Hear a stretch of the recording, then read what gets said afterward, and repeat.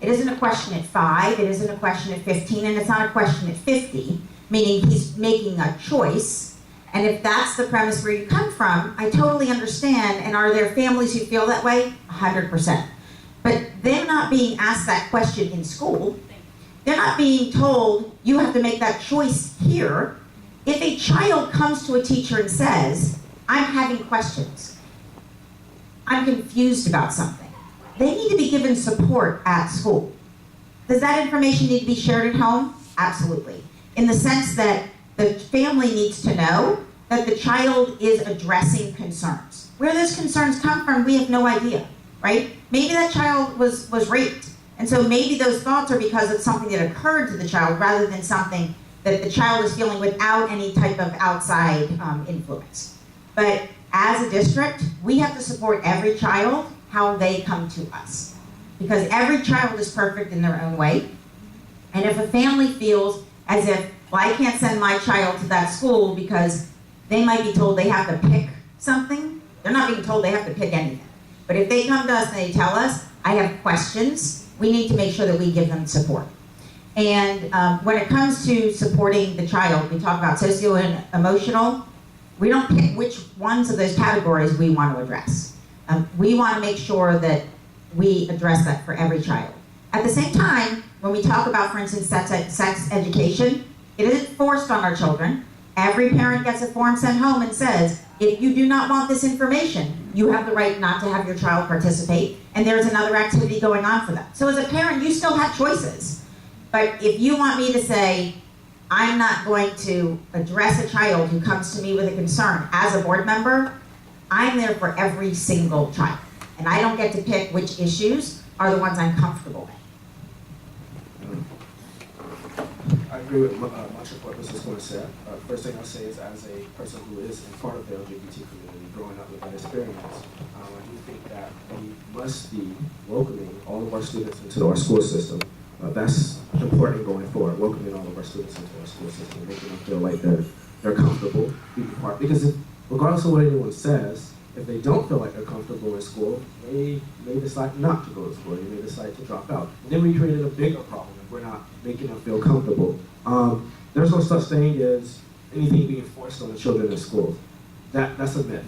There was a myth started in Texas too, where they stated that they were forcing, religion or Islam on the kids. And these are really idiotic things that people are saying. Nothing is being forced on children when they go to school. But I do want the children to feel comfortable when they're going to school, because I understand growing up, and I understand growing up with that stigmatization in our schools too. So we also have to change the student culture aspect of that too, where the students are not bullied. I don't support zero tolerance, but I do think that a lot of that comes with education. And the other thing is, the parents.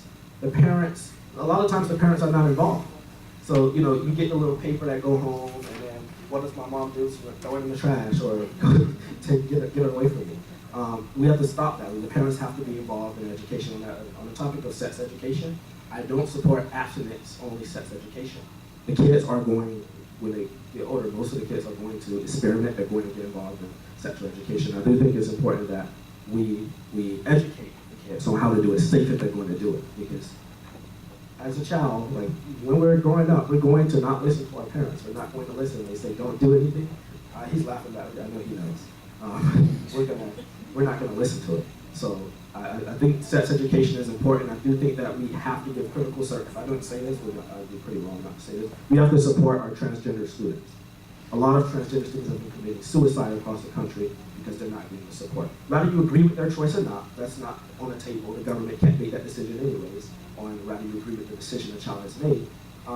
But we need to support them throughout the decision, because once they become of age, they're going to continue making the decisions they want throughout the rest of their life anyways. So make your children feel comfortable. Don't push anything down the children's throats. And the teachers are at the front line. The teachers are the ones that are really supposed to be there, and they are in most of those cases, communicating with those students, making them feel safe in an impartial way. And I don't feel that I don't think the teacher should communicate everything with the parents. Some critical stuff, if they're going to either harm themselves or harm others, that stuff is important, and I think by law they're supposed to do that. But I think that there are some things, some privacy that the student may need that shouldn't go back to their parents. And I want that to be respected because a lot of kids end up going, hating themselves, committing suicide, or maybe they have a homophobic family. So sometimes it's not safe for the teacher to say, go back and repeat those things that the students say. Thank you. Okay, thank you. I'll go back to what I said at the very beginning. Every child deserves access to a quality education that's going to allow them to reach their full potential. We have to be inclusive of every child and every child's needs. And we have to accept them as they are. Having said that, I agree parents need to be involved. One of the unfortunate circumstances of modern society and where we're at today is our parents aren't as involved as they should be in the education of their children. So we have to give parents information. We have to be transparent about what we're doing, the curriculum, what we're teaching, and get them involved, and get them engaged. That's number one. Number two, we've got to give parents options and choices. Again, it's ultimately the parent's decision how they want that child educated. So we've got to give parents more choices than they have today. Let me throw out another stat. I've talked a lot about Miami-Dade schools. 67% of the students in Miami-Dade County attend a school of their choice. They go where they're comfortable, they go where they're accepted, they go where the program will meet their needs. We need to be more like that. We need to develop programs and opportunities for every child that will allow them to reach that full potential. They're doing it in Miami. There's no reason we can't do it here. With regards to discrimination and some other things that are going on in our schools, we've seen the outcome. We've seen what can happen when these issues aren't addressed early enough. It leads to 17 dead students and teachers.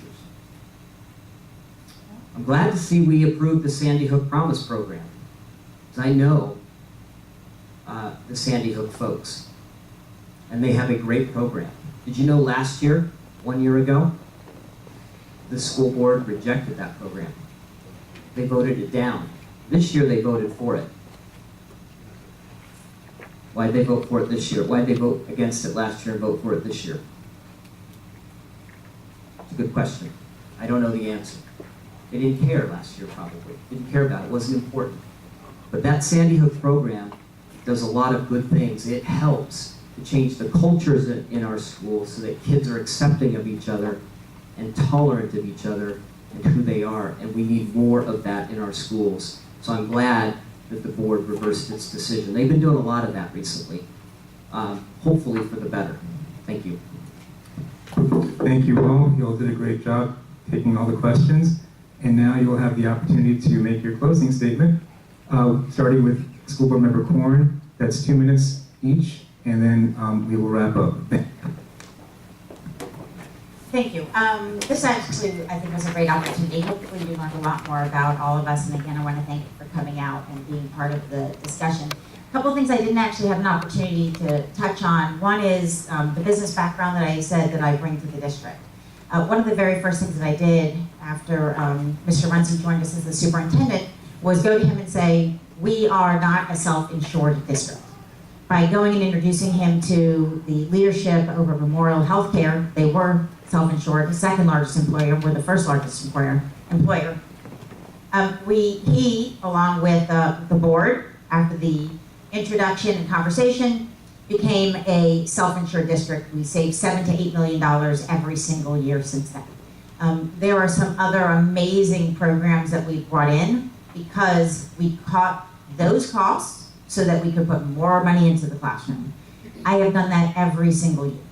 Every single year has been about teachers, it's been about students, and when we talk about programs, we have absolutely gotten rid of some programs that have not been effective and just were stagnant in the district, and been out there creatively bringing in new programs. I'm so excited about the opportunities that education offers our kids, and I'm very excited to be able to be in that leadership role, to continue to be able to bring innovation to our schools. Again, safety and security, student achievement, and increasing pay for our teachers is what I've been about for the last 8 years. It's what I'm going to continue to do, and I hope with your support on August 28th, I'll be able to do that. Thank you very much. Oh, thank you. Time went by really fast. I want to just say thank you to the International Village Association for inviting all of us out here with the space, with the great food, with the warm faces we see here today. Thank you all, and to both of my opponents for being out here and for communicating our ideas effectively to all of the people here. Thank you. You know, they say you're a kid. What do you know? I'm used to that. They say he doesn't know what he's talking about. He doesn't have the life experience. He's young. Give him a few more years. They say these things, and they're very patronizing, and they talk down to us because we're young. And this year, we see a lot of young people standing up and saying, we're putting our phones down, and we're going to start to create the public policy for our future. We don't want anybody else creating our future for us. We want to create our future. Why? Because we're sick and tired of the decisions that are being made for us. Rather that be climate change, and I have a plan to address climate change. From the school board, let's power all of our schools with solar power. That's something that we can do in this district. Many other districts are doing that. But as a young person, I'm really proud of the accomplishments that I have done. I don't just talk the talk, I walk the walk. Yes. I go out there, I do things in the community. I'm true to everything I say. I don't have to lie about anything. If I said something about something or about somebody, I'm always the person to say, I probably did. I probably didn't drink my coffee. That's probably what the problem is. But as a young person, I want to get on that school board and I want to give you the representation that you need. And I'm going to be able to do that without any lobbyists or any middleman in a way, without any corporations or super PACs in a way. And I'm going to do that because I believe that we can do it. And why do I believe that we can do it? Why am I using this platitude? Because I have a record proving that everything that I touch gets done. Rather that be lobbying on different issues as a young person, traveling to Washington, D.C. so many times last year to sit down with our top officials and talk about policy. This kid knows how to get the job done and he's going to do it. And when I get up there, I want to take priority on our school infrastructure, making sure our teachers and our students are not getting sick, and including our non-instructional staff, making sure that they're getting paid as well, that our schools are being fixed, that our money is being spent correctly. You know, people don't know about all of our life experiences. We all have life experiences that each other don't have. Mrs. Corn has the business experience that I don't have. Mr. Petty probably does too, the work experience that I don't have. He has experiences I don't have. Mrs. Corn has experiences I don't have. I have experiences that neither of them have. I grew up in a lifestyle that none of my opponents have grew up in. The lifestyle of poverty, the lifestyle of being an African American in the South. And I understand those issues, and I do think that as a school board member, we're going to get a lot of things done. And if the leadership that is in place is not doing it, we need to replace that leadership. Yes. Thank you. Yes, yes, absolutely. Absolutely. Thank you for the opportunity to come tonight and address you. Thank you for being here. You know, before February 14th, I didn't realize how important the school board is. Probably the most important. It's called a down ballot, right? We're down ballot. We're down at the bottom. Life and death. I'm standing before you here tonight as a witness that this is life and death. The decisions we make, the school board makes. If our priorities are academic achievement, school safety, and teacher pay, we're not doing very well. We can do better. Despite what's happened to me personally and to my family and to the families of the 16 others that lost loved ones, I'm optimistic about our future. Because I see the youth. I see our students and I know what's possible, what they can achieve. We give them an environment where they can feel safe and learn and grow. All students deserve that. We have a choice. We can continue down the path we've been going down. I think we know where that leads. We're not where we want to be. So now's our opportunity to change. Opportunity to make a change. I will bring folks together. I did it in Tallahassee. I did it in DC. I worked across the aisle to bring everyone together to make sure our schools are safe, to keep firearms out of the hands of those that shouldn't have them. These were bills that were sitting in the United States Congress for years that hadn't been working. And we were able to get these things done. I know how to bring folks together. I know how to focus on priorities. And I would ask you tonight for your vote so we can make the changes we need to so every child in this district to get the education they deserve. Thank you.